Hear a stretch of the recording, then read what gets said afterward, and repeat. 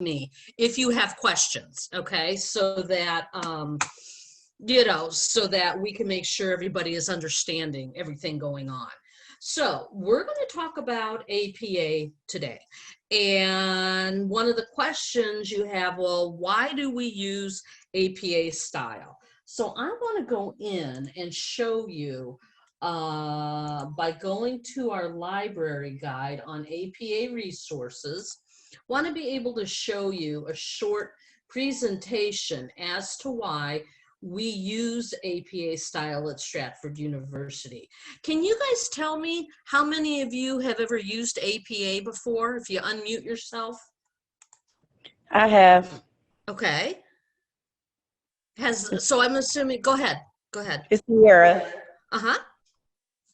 Has anybody not used it before? I didn't. Okay, so for some of you, this is going to be a refresher. For some of you, this is going to be completely new. So let's talk about why we write a paper, or in your case, is a discussion in APA style, okay? The APA papers, when you're writing those, APA helps you organize your information. So it's easy for your reader to determine what different parts of the paper they're reading. And you'll see this in a minute. But one of the main things it does is it helps you avoid plagiarism, because you're citing your source both in the body of the paper and on the reference page.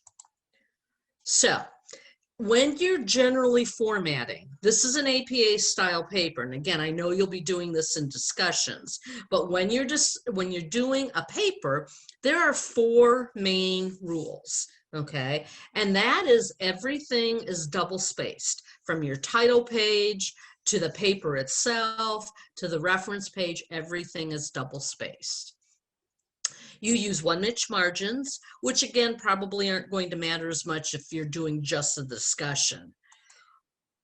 The other part is that you're using Times New Roman and 12-point text. Okay, and that's throughout the entire paper, as well as black. The font color would be black, not hot pink, not, you know, chartreuse green. You want it to be black, and that way you know that you've got a professionally written paper. The other thing is that in the header you're going to have page numbers. And the page number will start on the title page, and then, you know, every other page after that will include a page number. So those are the 4 basic formatting rules. When we talk about APA style papers, and again, I know that y'all will be doing this in discussions. You probably won't be doing APA papers in Med 120, but you may be doing them in other classes. You have a minimum of 3 pages. The first being the title page, where again, you see your page number, you've got your title that's bolded, your name, Stratford University, you've got your course code as well as the title of the course, you've got your instructor's name, and you've got the due date, okay? Next, you have the body of the paper. And for the body of the paper, notice that each one of the paragraphs is indented a 1/2 inch, so that it's very easy for the reader to determine where one paragraph starts and another paragraph ends. Let me see if there is. Yes.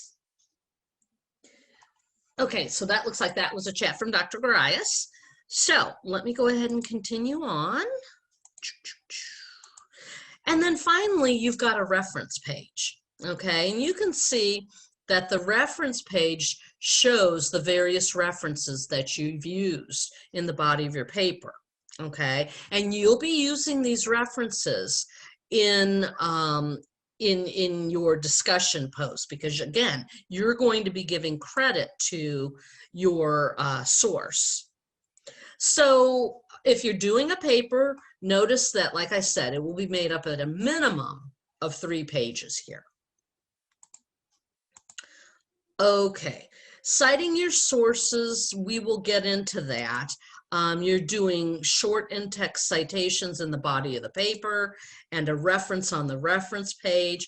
This is an example of what they would look like. And we're going to look at some examples in the PowerPoint presentation that we do also. So a couple of tips for when you're writing your paper, if you're writing a paper itself, is that you always want to ask your instructor if he or she requires any other elements on in your paper. So for example, on the title page, maybe they want a section number or something like that. maybe they want an abstract for the paper itself. An abstract is just a summary of what the paper is about.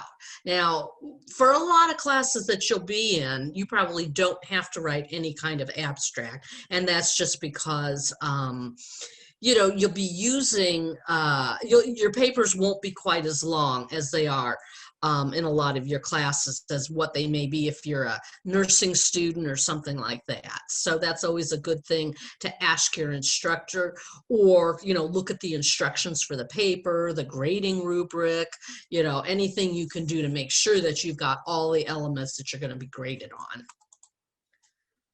So we are going to talk about resources, so I'm going to skip this part of it so that we can take a look at that while we're doing the presentation. So let's see if we can get back to where we were at here. Okay, so we talked a little bit about in-text citations and references. This is the main gist of what we're going to talk about, because in your discussions, you know, like I said, you're looking for sources, but you always have to give your source their credit, because you've taken something from their website or their book or their journal article. So you're giving them credit by doing a short, what's called in-text citation in the body of the paper, as well as then a full reference on the reference page. Now, when you're looking at your sources, you are looking at the various parts of the book or the journal or the website to be able to put your reference together, or to be able to put your in-text citation together.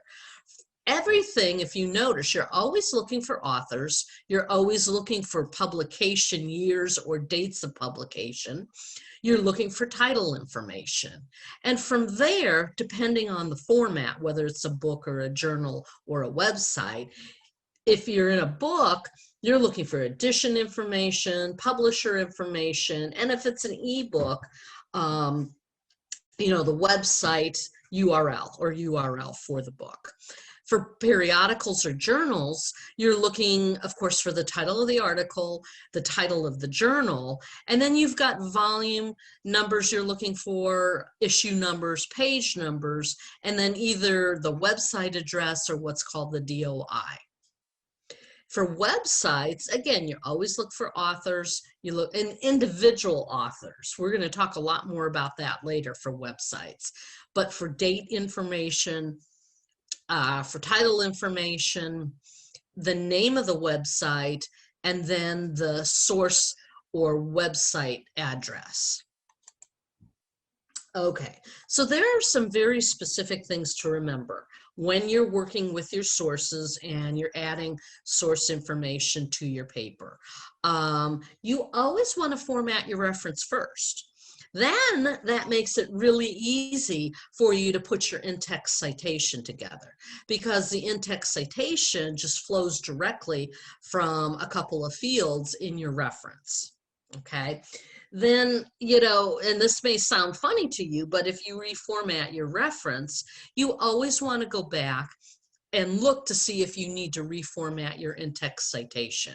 And I've had that happen to students quite a bit, that maybe they go back and look at their reference and they see that they've missed an author, you know, and so they have to go back and reformat their reference with that author. Well, if you've already done your in-text citations, you need to reformat that also. So there's a rule of thumb, is that if you have a reference on your reference page, you're going to have a corresponding in-text citation in the body of the paper.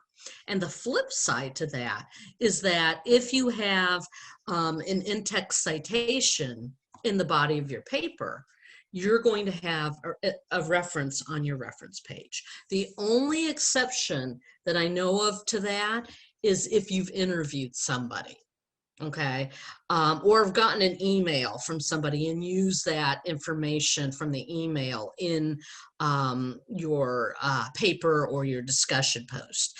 And the reason is that, you know, you may have notes from when you interviewed somebody, or that email is sitting in your own email account. Well, you know, the reader, even if they go to a reference page, they're not going to have any access to your personal notes or your email account. So there's no place to, you know, direct them to.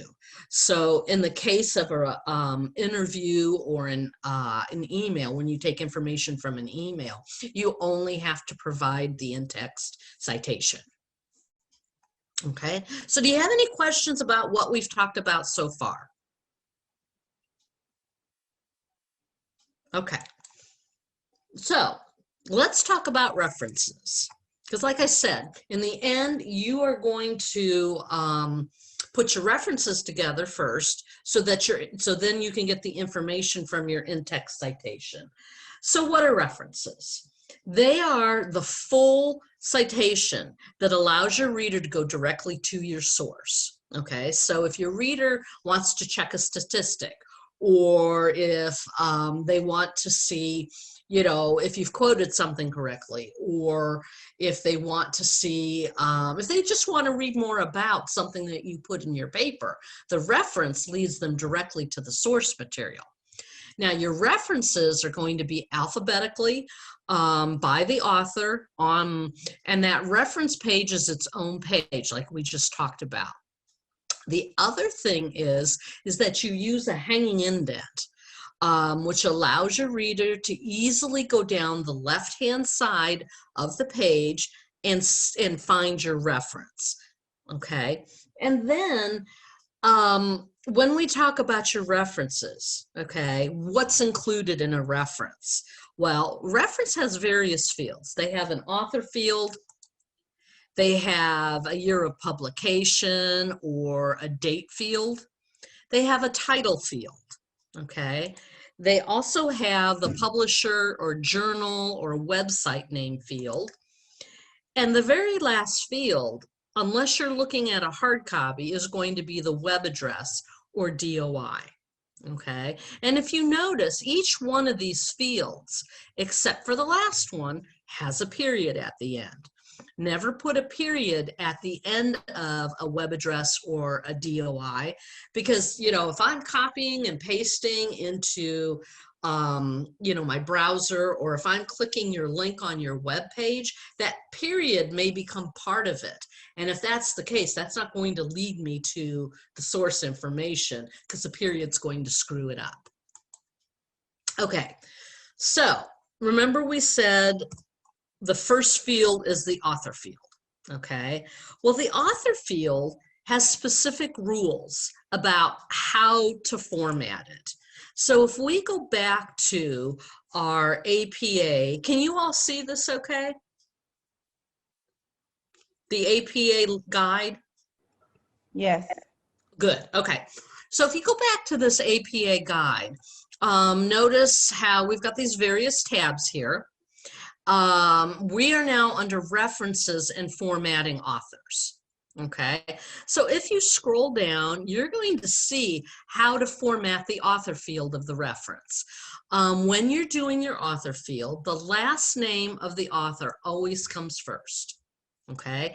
And then next, you never put the entire first name or middle name, you're just using initials as it appears here. Okay, so this is where you may have one author. It's very easy. Last name, comma, space, first initial, period.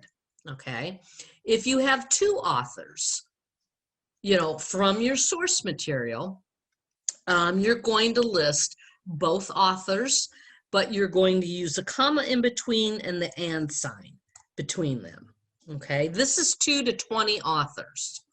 Okay, so if your reference, say you're reading a journal article and you've got 19 authors, you have to list all 19 authors. This is a change from the previous edition of APA for those of you who may have used that previous edition before.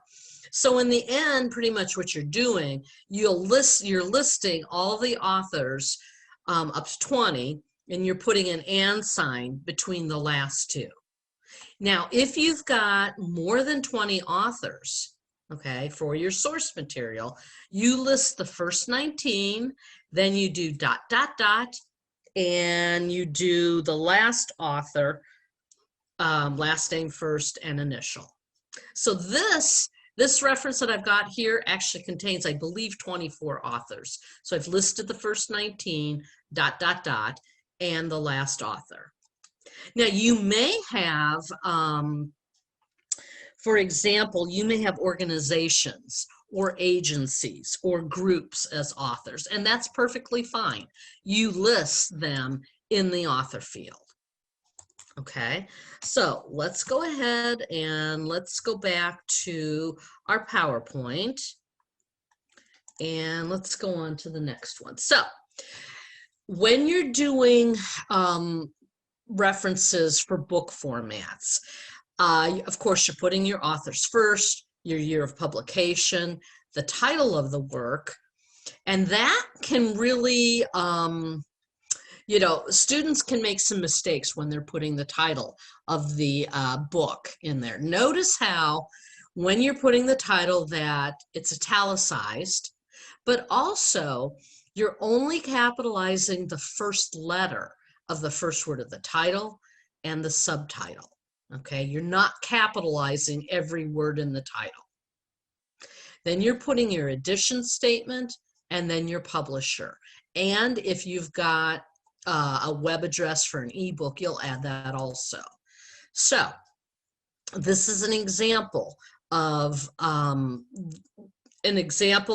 book format where you've got your authors, year of publication, practical research. Notice how the R isn't capitalized, but the P here and the P in the subtitle is.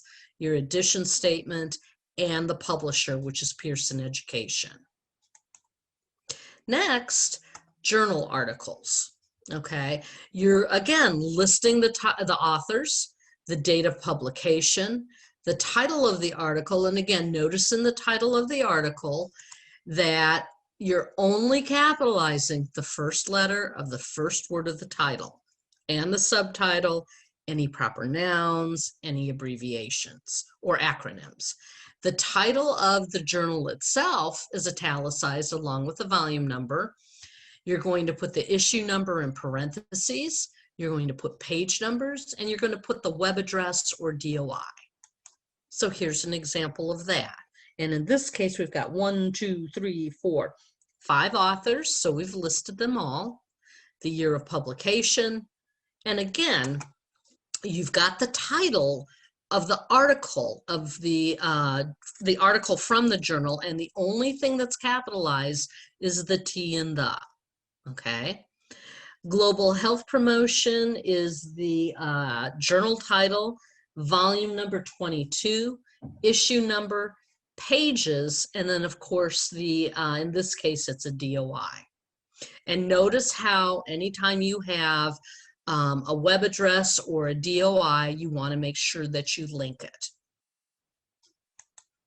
Then for web pages, okay, that is follows the same type of format where you're putting your authors, your date of publication, the title of the web page, and again, you only want to capitalize the first letter of the first word in the title and subtitle. You're going to use the website name if it's different from the author, and then you're going to have the web page address. So there's a couple of different ways that you'll be looking at this, and you guys may be using website information from your for your discussion posts. So there may be a couple of ways that you put them together. Okay, when you're looking at web pages, you always want to make sure that you look for individual authors first, okay? Because they are the ones who should appear in the paper, in the reference. If you can't find an individual author, you can always use like an organization, like the World Health Organization there. But notice when you have an individual author, you're putting the date, you're putting the name of the web page, and after that is where you're going to put the name of the website itself. So in this case, it's NBC News. However, when you use something like a group or an author that's also the name of the website, you don't repeat the name of the website. So World Health Organization, year of publication, title of the web page is hepatitis A. You don't repeat the website, but you do put the web page hyperlinked. Okay, so let's look at an example of a web page. So this is an example of a web page. When you're looking for individual versus group authors as well as dates, you tend to look at the top of the web page or at the bottom of the web page. So do you see any individual author? Let me make this a little bit bigger. Woo, I made that really big there. Do you see any individual author, person who's written this article or date at the beginning of the web page? Anybody?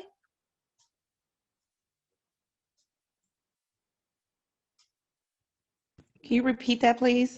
So when you're looking at this web page here, do you see any individual author, any person who's written this information about FASDS? Or do you see a date? No. Okay, so let's go down to the bottom of the web page. And in this case, when you're looking, you're looking for an individual author and you're looking for a date. Do you see anything at the bottom of the web page? I see a date, but not an author who contributes to it. Okay, right. You're exactly right. So in this case, you see the page last reviewed date of May 7th, 2020. So in that case, you can use that date as your publication date. Okay. The one thing you always want to stay away from is using any copyright dates for the website itself. And a lot of times you find that down in this area here. The copyright date for the website is just for the entire website. It's not, that doesn't tell you or the reader when the page information was published. So you're looking for a date on the individual page. So now because we don't have an individual author, what can we use for the author field here? Anybody?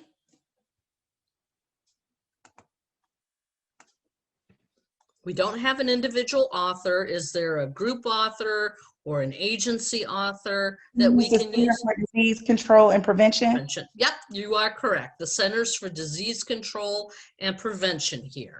So let's go back. This is what it's going to look like.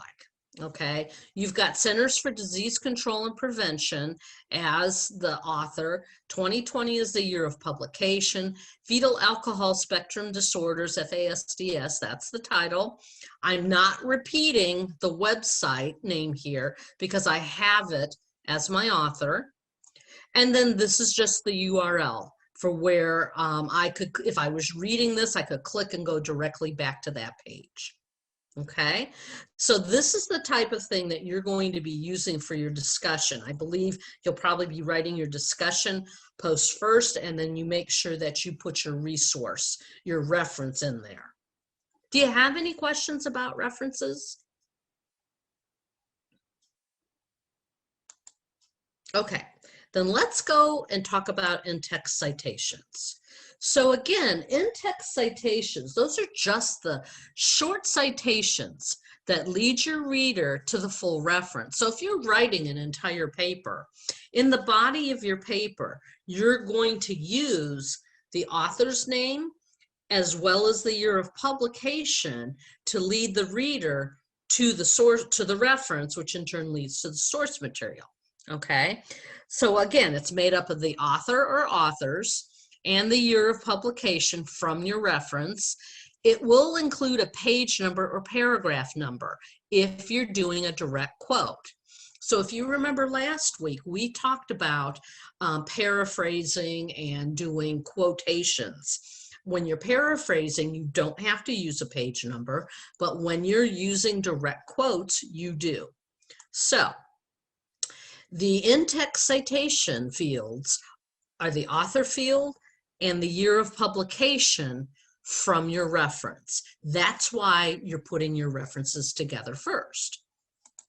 So next, let's talk about the three functions, which I've kind of talked about already, that your in-text citation will do or perform. So first of all, they're used to give credit to your source material in the body of the paper so that your instructor next can tell what the different ideas you have versus what's coming from your sources.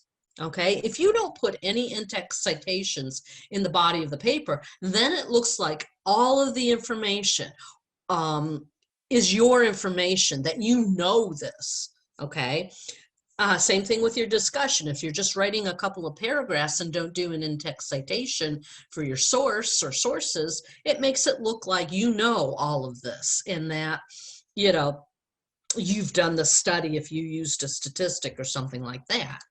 So the third thing that it does is it leads, you know, this in-text citation, which is in the body of your paper, leads to the full reference on your reference page. And because you've got the full reference, makes it easy for your reader to be able to click on the full reference link and go to your source material. Okay, so that's what the in-text citation does. So where do they go? Where do you put your in-text citations? You don't always want to put them just at the end of the paragraph. You want to put them before or as part of the sentence that you're writing from your source. So they can be used as signal phrases, which tells your reader that what you know, that after what your in-text citation is, and in this case it's Sand and Ogner 2020, tells them what comes next comes from your source. Or you can put your in-text citation at the end of your source information. Now, if you do it that way, then you write your sentence first. You put the in-text citation at the end of the sentence in brackets, authors and the year of publication, and notice how the period is after the in-text citation, because then it makes it part of the sentence and your reader knows that specifically this sentence is either paraphrased or came from your or is quoted from your source, because this is part of the sentence itself. Notice when you're doing your signal phrases, you spell out the word and. However, when you're doing it at the end of the quote itself or paraphrase, you use the and sign. Okay. So next, you know, when you're doing your in-text citations, that author field, like there were rules for the references, there's rules for the author field. Okay, so now we're in our APA style guide here, and we are in our in-text citation tab for formatting authors. So the rule for one author when you do an in-text citation, it's pretty easy. It's either Smith, You just use the last name, not the initials, but you just use the one last name and the year of publication, putting it in parentheses at the end of the source information sentence, or a signal phrase, Smith 2019 argued blah, blah, blah. If you have two or more authors, then you're going to use, again, just the last names of both authors. You're going to put the and sign between the two authors if it's the end of the source information, or you're going to spell out the word and if you use it in a signal phrase. Now, if you have three or more authors, APA has made this a little easier. Notice that my reference here has three authors, okay? All as I have to do is use the first author, the words et al., period, comma, and then the year of publication. That way, remember how we said references, if you may have, 20, 25 authors. Well, you wouldn't want to put all of those authors in the in-text citation. That just makes the in-text citation way too long, and it interrupts the flow of the paper. So you're just going to use the first author et al. And the year of publication. Or if you've got an organization or a group or something, you can use them in your in-text citation, but you want to use as the author from the reference. Okay, so let's go back and let's look at some examples here. In this case, the U.S. Food and Drug Administration, 2020, November 20th, that's all part of the reference right here. So this is what the in-text citation is going to look like. You have to ask yourself, what's in the author field of your reference? What's in the publication date of your reference? From there, you can put then the in-text citation again at the beginning of the sentence that you're writing. And in this case, this is a direct quote. So I put my quote marks, I've pulled it exactly from the source information, and I put my paragraph number because this did come from a website. But the U.S. Food and Drug Administration comes exactly from the reference on my reference page. Or in your case, it will be the reference that you'll use in your discussion. Now, I could also put it at the end of the quote, like it is here. And in this case, I just include my paragraph number as part of the in-text citation. Okay, that's using like a government agency. Next, let's take a look at one that's got a couple of authors. Okay, again, you have to ask yourself, what are my authors? Or author, in the author field, what's my year of publication? So here are the corresponding in-text citations. In this case, I've used it as a signal phrase, and I've paraphrased it, so I'm not putting, a page number. Or in this case, I'm using it at the end of the sentence, and I'm putting it in brackets. So I'm using from the reference, just the last names and the year of publication.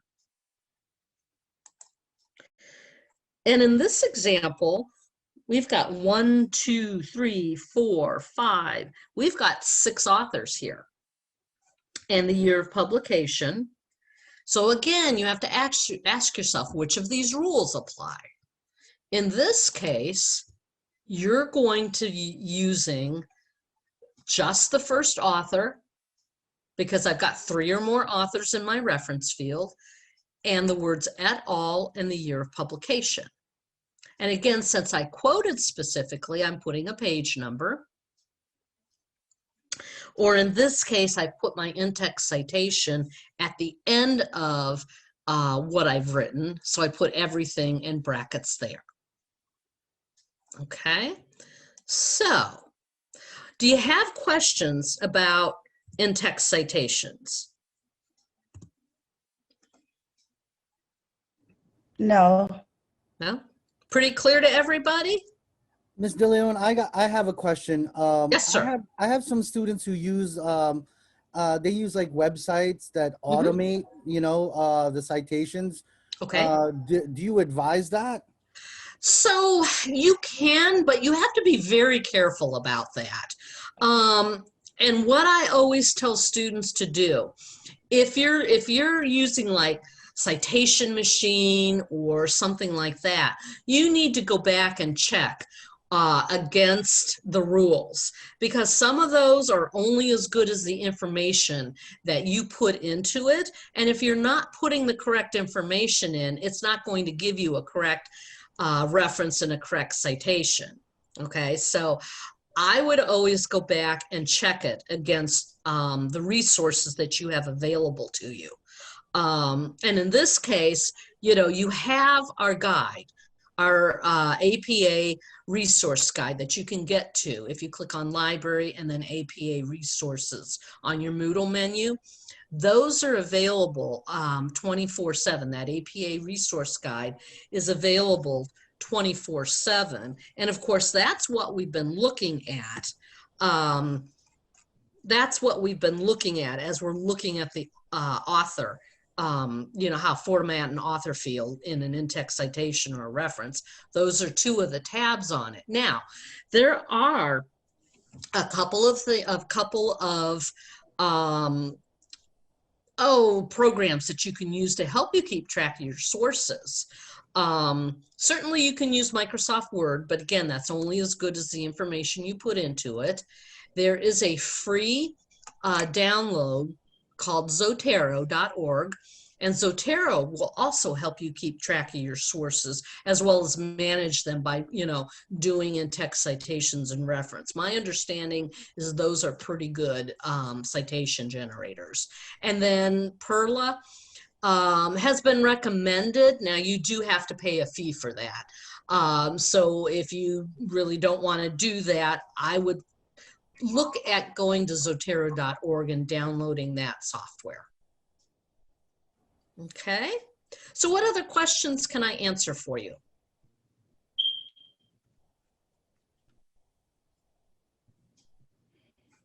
Okay, quiet group today. It's Monday, isn't it?